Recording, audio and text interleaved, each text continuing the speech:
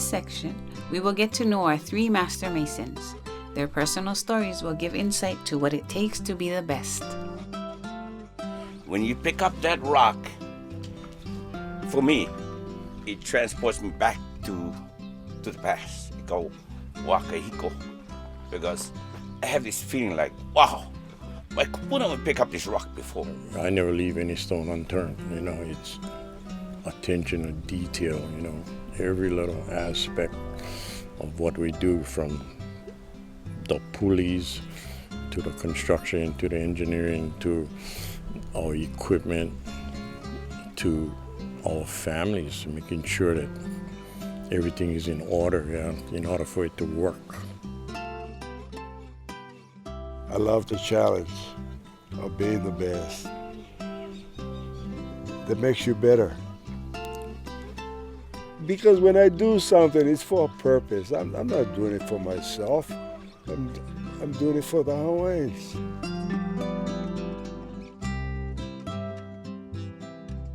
I grew up in Hanamaui, went to school there, graduated from Hanamaui, then traveled around the world for a few years. And Palani enlisted in the military and ended up serving in multiple wars.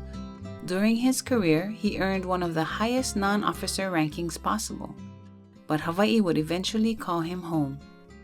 I was watching an old Mary Monarch show in Germany one night, and I was watching it, and I was, I was crying. I told my wife, hey, we gotta go home. I said, why? She says, I don't feel right living in the mainland. I said, we're going home. All of a sudden, somebody says, hey, you're going back to Hana, you gotta build one Kauhali. And that was 126 halis ago.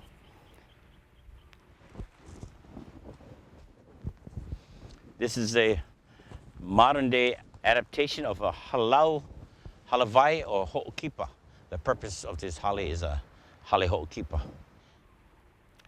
In the meantime, somebody says, hey, we gotta go restore a heiau down at Pi'ilani. And so they started my career as a stonemason. We're at Hale o Pi'ilani, the home of Pi'ilani. It is the largest non-monolithic stone structure of its kind. 700 feet long by about 300 wide.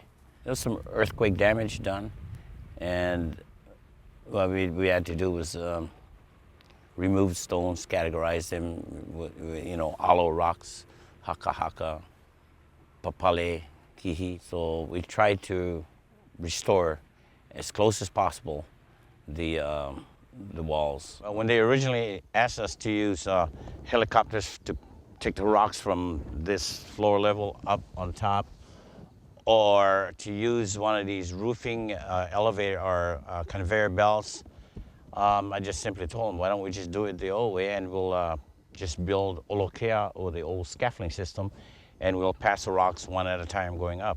And we did it the old way, and it was safe, and we did it in one step. Pick it up, pass it up, and set.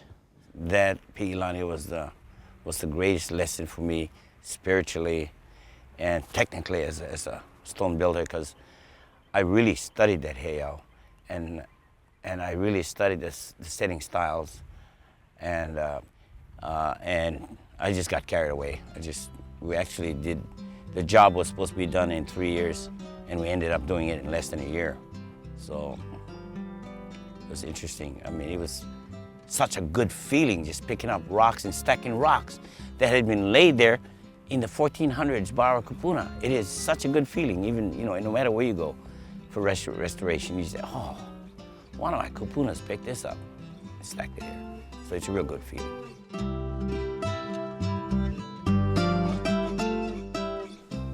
My dad was a cowboy, so he didn't know nothing about rock work. I didn't know what I wanted in life, I've been in the military, I did this, I did that. Everything I did, I never found my niche in life.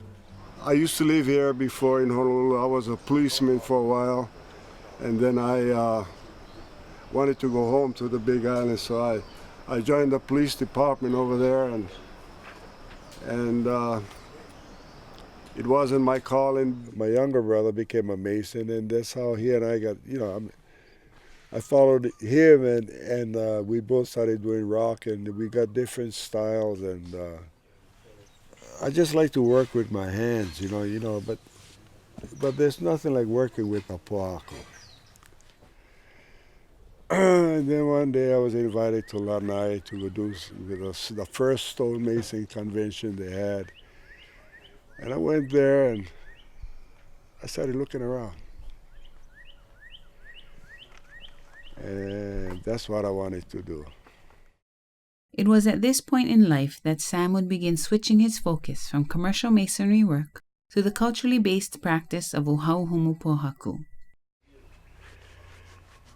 And this culture work helped me a lot. It kind of stabilized me. I wasn't the same wild person I was, and I just wish I had done this a long time ago. It's not too late now, but look at all the years I wasted trying to find myself, and going all over the place. And it's funny to think the answer was here at home all the time. Sometimes I feel the spirits around me. I can feel them.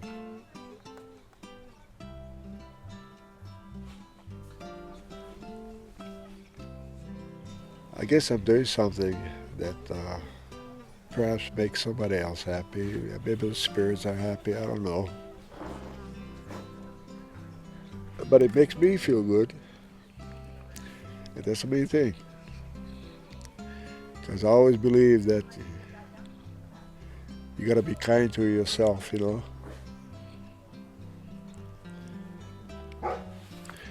You're number one. You take care of yourself first before you take care of others. That way you can take care of others.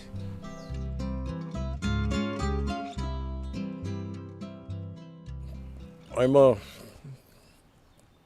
former Marine, Vietnam vet, and I graduated out of Hilo College. I moved back to Kona, and I ran into Sam Bell one day, and he asked me to come to work for him. I thought Billy was a little slow in learning, but boom, once he did it, boy, he caught it. He surprised all of us. I was not groomed as a child to do what I'm doing today, and working with Sam Bell was a very instrumental guy. And after about 8,000 hours of being an apprentice and getting my journeyman's rating, the economy went zero, and I moved to the mainland. I moved to San Diego, and one thing led to the other, which is a real long story, but something was telling me to come home, and I came home doing my masonry work, and the Daughters of Hawaii at Huli Palace approached me one day. They wanted a traditional wall with cement in it, and at the time I wasn't licensed. So my wife made me go get my license because I wanted to do that job, because as a child growing up here in Kailua, that was my playground. And I really wanted a job, so I went and got my license. After the job was completed, the word got out about what we do with stone, and from there it escalated. Having the reputation of working with the stone and stuff, I was allowed to dismantle a lot of this heiau, and dismantling this heiau, I learned the techniques that was incorporated into these buildings.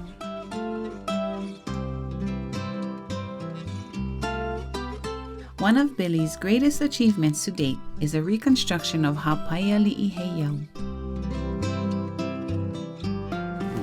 This heiau was carbon dated at 714 years old.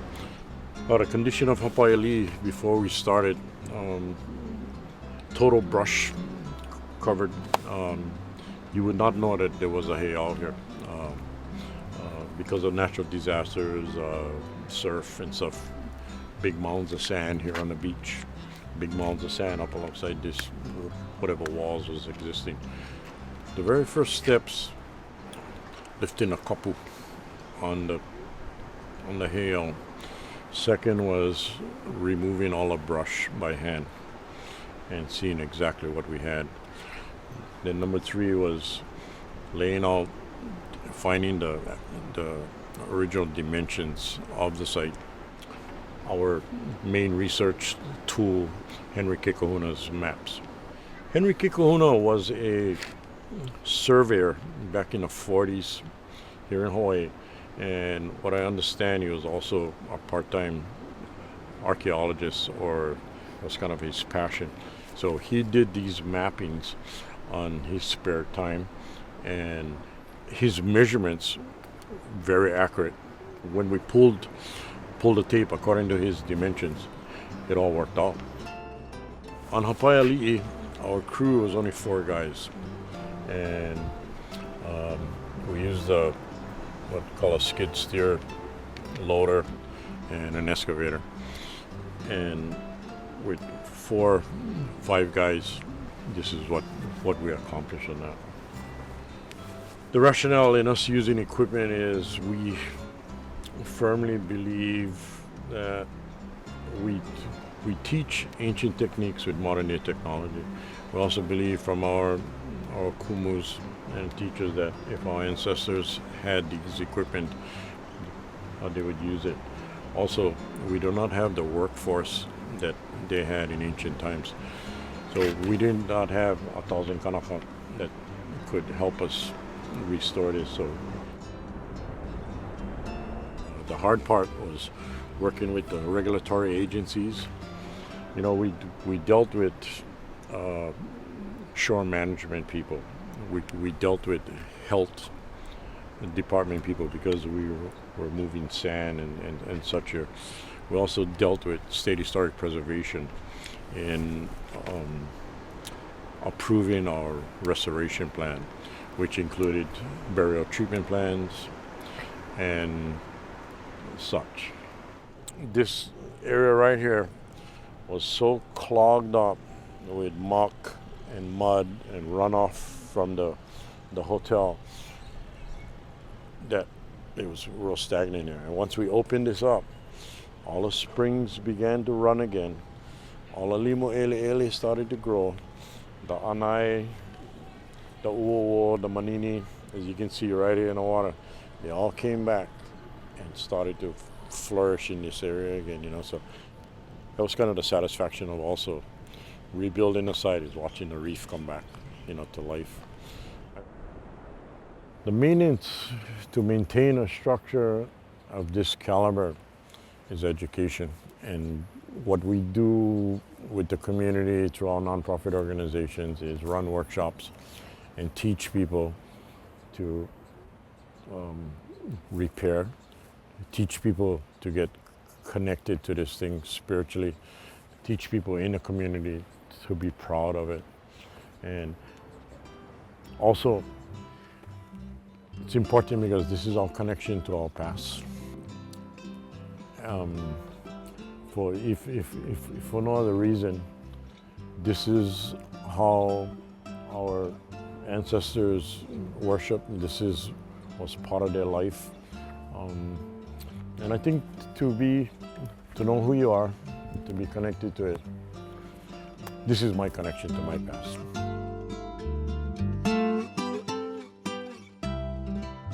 You know, the tools that the Mason needs, in our view, isn't just the technical side, isn't just the setting skills. It's also learning to, you know, be confident and to be happy within themselves. When you can create something and create it well and stand back at the end of the day and go, all right, man, this is good. And the best thing about that is basically leaving on legacy for my family,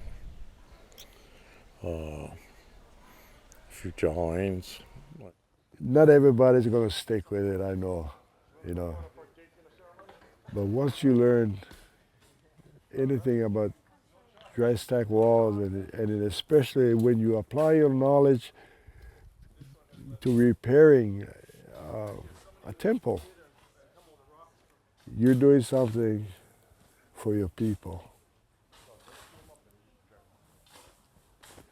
That's good enough for me, you know.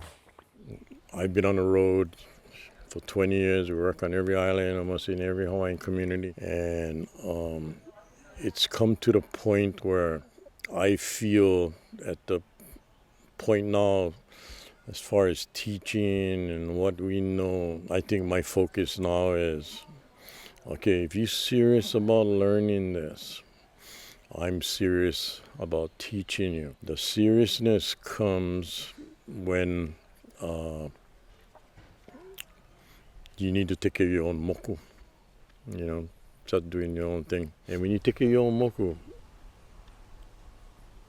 you spiritually connected to that moku, and I think you're going to take more pride like our ancestors, you know. I'm a firm believer. They were so in tune with their surroundings that they knew how to take care of it, and learning Uhau Humu Pohaku, just a piece of a puzzle.